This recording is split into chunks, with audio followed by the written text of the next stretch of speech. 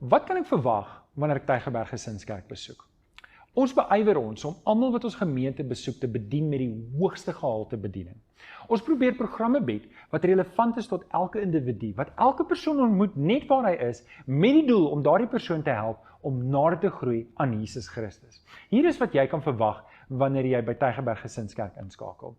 Ek wil jou vra om nou jou pen te vat en jou boekie te vat en in te vul die 10 goedjies wat ek nou vir jou gee. Die eerste en die heel belangrikste is woordvaste prediking. Dit behoort vir jou 'n prioriteit te wees en vir my 'n prioriteit te wees om seker te maak die prediking wat ek ontvang is woordvas.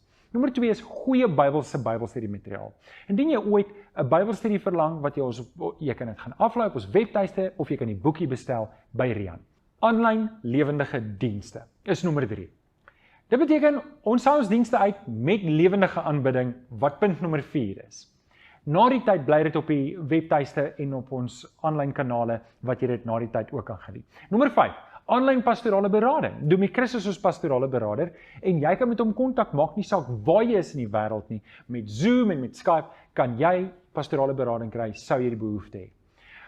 Nommer 6, kommunikasie en kontak en toeganklikheid. Dis vir ons gemeente belangrik om toeganklik te wees en ons stel ons kommunikasie oop vir almal. So jy kan direk met die predikante hier kontak maak. Nommer 7 is 'n volledige kinderkerkbediening hier in persoon, maar ook aanlyn, dan 'n jeugbediening, nommer 8, nommer 9 is studentebediening en dan verskeie, nommer 10, aanlyn kursusse waarby jy kan inskakel. Dis wat ons vir jou bied en hierdie bediening is besig om te groei.